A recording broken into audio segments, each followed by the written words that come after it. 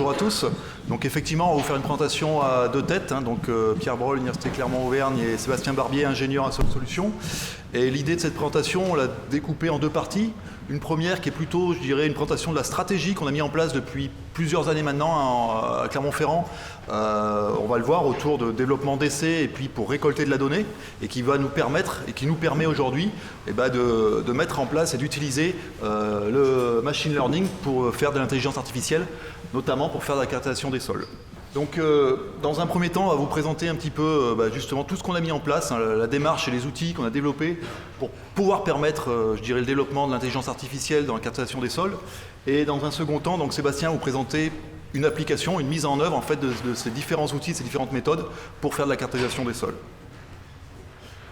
Notre objectif à nous, effectivement, aujourd'hui, c'est d'essayer finalement d'avoir une représentation synthétique et simplifiée du sol, donc d'arriver à un modèle de sol, voire jusqu'au modèle géotechnique. Donc la différence entre les deux, c'est que dans le modèle de sol, on va avoir une description finalement des couches, géométriques essentiellement du sol et de la répartition des couches. Et dans le modèle géotechnique, on va aller jusqu'à une caractérisation des paramètres mécaniques, physico-mécaniques, on va dire, au sein de ces couches. Et donc, voilà. Le problème par la suite, pour tout ingénieur géotechnicien, c'est effectivement d'arriver à définir une valeur représentative des propriétés d'un massif de sol pour ensuite pouvoir faire ses calculs d'ouvrage. Et donc dans ce cadre-là, on pense et on espère qu'on va vous en persuader qu'effectivement l'intelligence artificielle peut apporter des choses, et notamment dans la définition de ce modèle géotechnique. Alors, effectivement, ça t'a dit ce matin, le premier point pour faire de l'intelligence artificielle, c'est d'avoir de la donnée. De la donnée, il y a plusieurs manières de l'avoir. Soit vous avez un gros projet, le Grand Paris, ça a été évoqué, ou ce matin, le collègue de Bouygues avec ses tunnels. Soit vous pouvez être gestionnaire d'ouvrage, vous allez récupérer de la donnée sur vos différents ouvrages ou à l'échelle d'une ville, différents types de données. Il y a un autre moyen aussi, nous, ça a été d'essayer de développer des outils qui vont nous permettre d'avoir plus de données. Et dans ce cadre-là, donc, on a cherché à développer des outils qui vont nous permettre de récolter un nombre de données beaucoup plus important et que ces essais soient rapides pour pouvoir les multiplier, qu'ils ont une grande résolution de données, en tout cas en verticale, et puis qu'ils puissent être couplés, on l'a évoqué ce matin, avec notamment des essais géophysiques ou d'autres types d'essais. Donc c'est toute la stratégie qu'on a mis au point. Donc dans ce cadre-là, on a développé d'abord l'essai pénétrométrique Panda, le pénétromètre léger. Vous avez là sur votre gauche. Gros intérêt de cet appareil-là, c'est qu'il est facile à mettre en œuvre, très rapide à utiliser. On va avoir une très bonne résolution de données verticalement, donc un grand nombre de données. Et puis, on va pouvoir le multiplier, puisqu'on va pouvoir, à l'échelle d'un site, le répéter un grand nombre de fois. Par ailleurs, cet appareil, on a continué à le développer. Aujourd'hui, on en a sa version 3, le Panda numéro 3. Et l'idée, c'était quoi? C'était que jusqu'à présent, sur un pénétromètre dynamique, vous n'avez qu'une seule valeur, qui est la résistance de pointe.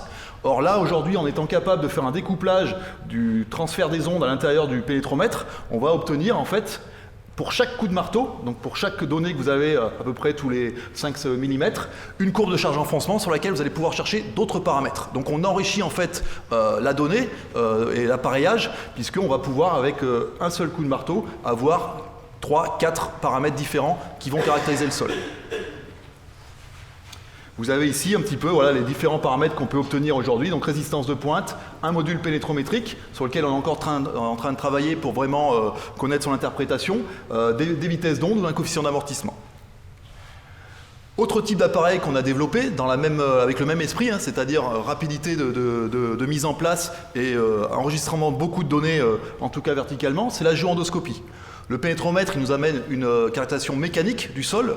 Ce qui nous intéresse, c'est d'avoir aussi une caractérisation physique. Donc en fait, l'idée ici, c'est d'utiliser des géodoscopes, comme vous avez en médecine, de l'ordre de 6 mm de diamètre, qu'on va introduire dans les forages à la suite de l'essai pénétrométrique. Et par traitement et analyse d'image, on va ensuite essayer de caractériser le mieux possible notre matériau, notre sol, que ce soit à partir de granulométrie ou des analyses de texture, d'analyse d'image, pour essayer de caractériser au mieux physiquement ce matériau. Donc vous avez le principe ici, une fois que l'essai pénétrométrique a été fait, on va venir installer un tubage qui va protéger l'endoscope, on fait un travelling, on enregistre tout ça sur plusieurs mètres de profondeur. Vous avez le type d'image que vous pouvez obtenir avec la petite échelle, ça fait à peu près 5 mm la taille de l'image, donc dans différents types de matériaux, des sables, également des bétons, choses comme ça. Et puis ensuite, l'ensemble des paramètres qu'on va pouvoir extraire par analyse d'image en fonction de la profondeur. Donc vous avez à la fois un log de sondage mécanique, on va dire, et un log de sondage physique issu ici de l'essai endoscopique. Donc là, c'est la première chose. L'intérêt de ces techniques, c'est qu'on l'a vu, on va avoir en tout cas verticalement une très grosse résolution de données, donc beaucoup de données qu'on va pouvoir traiter. Ça, c'est la première chose. La deuxième chose, c'est qu'il va falloir avoir des outils qui vont nous permettre d'alimenter la banque d'apprentissage. Vous avez vu que ce matin, effectivement, quand on fait du big data, il faut d'abord aller apprendre finalement à l'ordinateur à reconnaître ce qu'il veut qu'il reconnaisse. Et donc, il y a une partie apprentissage. Et donc, il faut pouvoir effectivement avoir des moyens qui vont permettre d'alimenter ce système d'apprentissage. Donc, il y a plusieurs choses pour ça. D'abord, effectivement, il faut que la donnée elle soit archivable, donc elle est numérisée. Ici, on a une acquisition numérique de nos données. Il faut qu'on puisse la positionner. Donc nous, tous nos essais vont être géoréférencés. Ça veut dire qu'effectivement, on va savoir exactement où ils sont positionnés. Il faut qu'il y ait de la connectivité, on l'a dit, hein, il faut que ça puisse avoir des dialogues entre différents sites et différents types d'outils. Et puis, derrière, il va falloir mettre en place des logiciels de traitement de ces données pour essayer justement de leur faire dire ce qu'on veut qu'elles disent.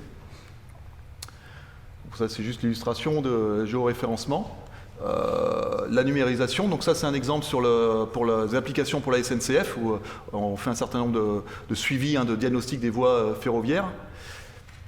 Et puis, autre outil qui vont nous servir pour faire de l'apprentissage, c'est ici une banque de sols, donc c'est des sols réels, on appelle ça une banque physique, sur laquelle on va pouvoir exercer nos algorithmes et nos outils pour pouvoir les calibrer et les valider.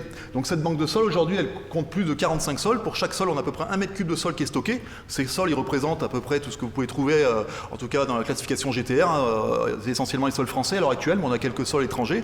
Et donc dès qu'on va développer une technique ou un algorithme, on va venir le calibrer et le tester sur ces sols dont on maîtrise complètement les caractéristiques géotechniques. Ça veut dire que ça va permettre d'avoir effectivement une certaine confiance dans les outils qu'on va mettre en place et dans les outils qu'on va développer.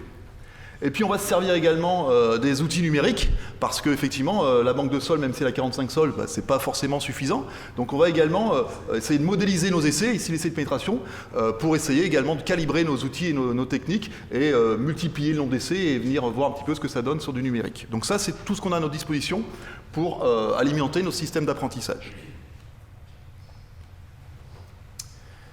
Et dernière chose qu'il va falloir, c'est qu'une fois qu'on a nos données et qu'on a ce qu'il faut pour pouvoir les exercer et faire de l'apprentissage, il va falloir développer en tant que tel les algorithmes permettant de faire de l'intelligence artificielle.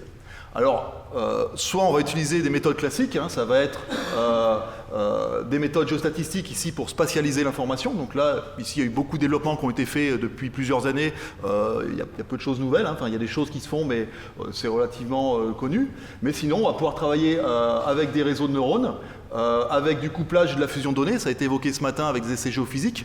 À ce propos, je l'indique maintenant, on organise un colloque, un workshop le 15 et 16 juin prochain à Lyon avec les collègues de IRSTEA INRAE maintenant de Lyon et de l'ISTAR de Nantes sur les problématiques de fusion de données, justement pour essayer de faire émerger un groupe de réflexion là-dessus. Et également des techniques telles que l'inférence bayésienne ou d'autres techniques existent aujourd'hui pour essayer justement de venir faire du traitement de ces données pour essayer d'analyser nos sols.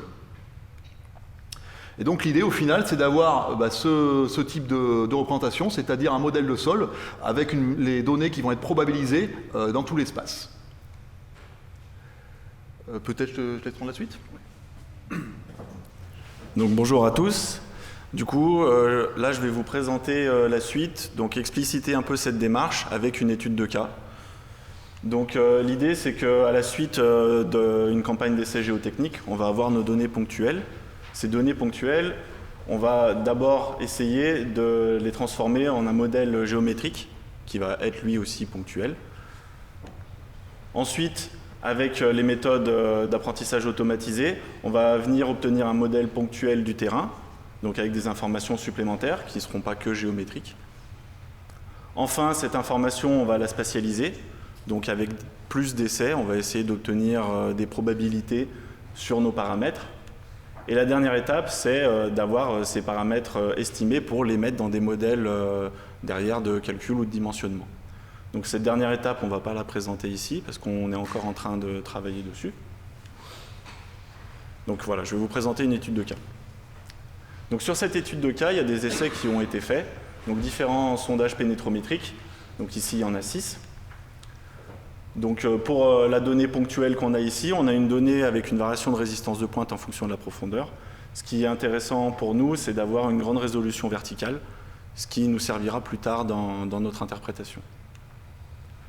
En plus, on vient ajouter à ces données-là des données géoendoscopiques, donc avoir une image en fonction de la profondeur. Donc concrètement, à la fin, on a une vidéo et pour chaque image de la vidéo, on sait à quelle profondeur était cette image. Donc sur ces données-là, derrière, on va venir essayer d'obtenir notre modèle géométrique, donc avec différentes unités homogènes de terrain. Donc pour faire ceci, on applique une méthode par fenêtre glissante où on vient simplement, avec une taille de fenêtre choisie, découper des éléments statistiques, faire des calculs d'éléments statistiques sur 2 parties de la fenêtre et sortir une évolution d'un nouveau résultat, un paramètre statistique. Donc la méthode choisie pour nous, c'est le T-ratio. Donc on fait notre test statistique sur fenêtre glissante. Ensuite, on va faire un seuillage sur ce résultat qui nous permettra de détecter des zones avec des forts changements de comportement statistique. Donc on obtient nos pics et ça nous permet d'obtenir nos unités homogènes. Donc pour exemple, sur un pénétrogramme qu'on voit à gauche, on applique la méthode de calcul et on obtient une courbe du coup avec différents pics. Ces différents pics nous permettent derrière de détecter des changements d'unités homogènes. Donc une fois qu'on a ça, derrière on va essayer de caractériser ces différentes unités. Donc on va prendre les données qu'on a dans chaque unité homogène et on va essayer de voir si on peut déterminer quel type de matériau on a. Donc pour faire ça, du coup, on va extraire le signal. Ensuite, on va calculer différents paramètres qui seront représentatifs du signal dans cette unité homogène. Et enfin, on va appliquer des systèmes de classification pour déterminer un type de matériau. Donc l'élément important, c'est que ces systèmes de classification auront été préalablement entraînés sur les bases de données qu'on a présentées avant ou sur les essais qu'on a fait à côté. Donc pour entraîner le réseau, concrètement, on choisit un type de réseau qu'on veut entraîner, on prend notre base de données et derrière, on va, dans notre cas, essayer de déterminer 4 classes qu'on a choisies. Donc sol fin, sable grave avec fine et grave. C'était ce qu'on avait déterminé sur le terrain à l'origine. Donc on a ces différentes classes.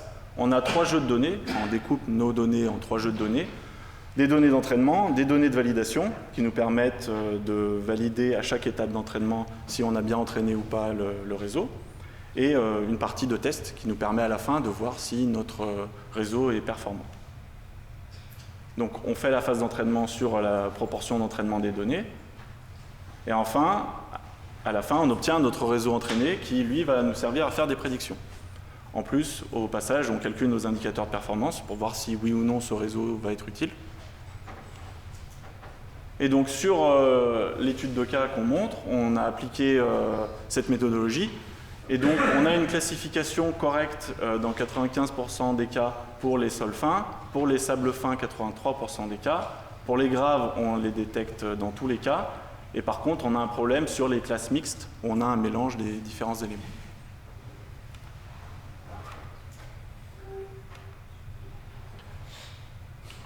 Donc du coup, si on reprend un exemple appliqué directement sur les données pénétrométriques, on a nos unités homogènes qu'on avait déterminées à la phase précédente.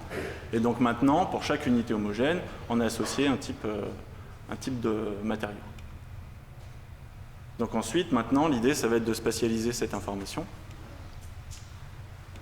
afin d'avoir, en plus du modèle de terrain ponctuel, maintenant un modèle de terrain qui soit plus utilisable derrière dans nos modélisations. Donc pour faire ça, on utilise les méthodes de la géostatistique. Donc on va essayer d'estimer la variabilité horizontale du terrain et on va faire une étude sur la variabilité verticale. Donc dans ce cas-là, la variabilité verticale, elle est dépendante de la mesure. Et donc pour nous, là, c'était un essai pénétrométrique.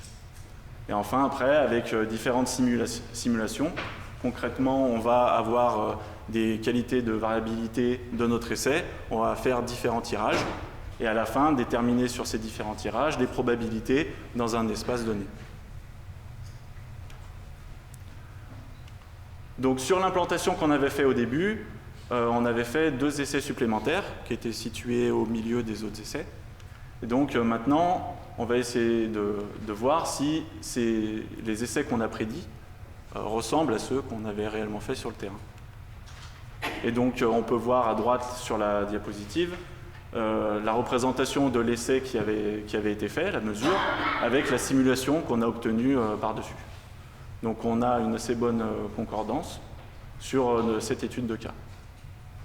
Et donc dans ce cas-là, il y a seulement 6 sondages qui ont suffi pour voir une représentation réaliste d'essais qui étaient faits entre ces sondages. Donc après, je te laisse la main pour la conclusion. Oui. Ouais. Que dire Voilà, en fait, je dirais que c'est un développement qui est en cours. Vous voyez que finalement, on a eu toute une stratégie, puisque ce que vous a présenté, que ce soit le développement des essais, la banque de données, les modélisations, ça, c'est les travaux qui maintenant ont 10 ou 15 ans qui ont été faits pendant 10 ou 15 ans.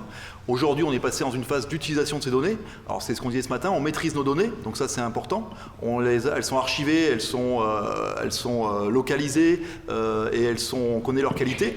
Donc du coup, derrière, on peut mettre en place effectivement différentes techniques de traitement de données pour aller utilisant du machine learning, pour aller effectivement aujourd'hui jusqu'à un modèle de sol. Alors il reste, donc je reviens dessus, effectivement, ça a été dit ce matin, on va pas revenir, nécessité de collecter un grand nombre de données. L'idée, c'est effectivement ce qui a été dit aussi par le collègue de Bouygues, c'est effectivement d'avoir un outil complémentaire qui va venir en appui des expertises et de l'expertise du géotechnicien et qui va être un outil de la décision. Et les perspectives, effectivement, pour nous, ça va être d'intégrer les autres types de données qu'on vous a présentées ici, que ce soit les données d'analyse d'image de type endoscopique ou les autres paramètres issus du pénétromètre Panda 3. Mais également d'améliorer les méthodes de spatialisation. Là, vous avez vu qu'on utilise la géostatistique, ça veut dire qu'on fait quand même des hypothèses, en tout cas en ce qui concerne la variabilité horizontale. Aujourd'hui, en travaillant sur du couplage de différentes techniques, type géophysique et géotechnique, on pense pouvoir améliorer notablement cette spatialisation horizontale. Et puis l'idée derrière, ça va être de passer du modèle de terrain au modèle géotechnique de terrain, c'est-à-dire que maintenant qu'on a spatialisé l'information, on va dire, de résistance des sols, calcation des sols, c'est de passer aux paramètres de calcul, en fait, des modules, des angles de frottement, choses comme ça. Donc aujourd'hui, on a un travail qui est en cours, des thèses, pour notamment mieux exploiter le signal pénétrométrique et essayer d'extraire de ce signal des paramètres qui sont ceux qui sont utilisés dans les modèles de calcul. Voilà, je vous remercie. Est-ce qu'il y a des questions ?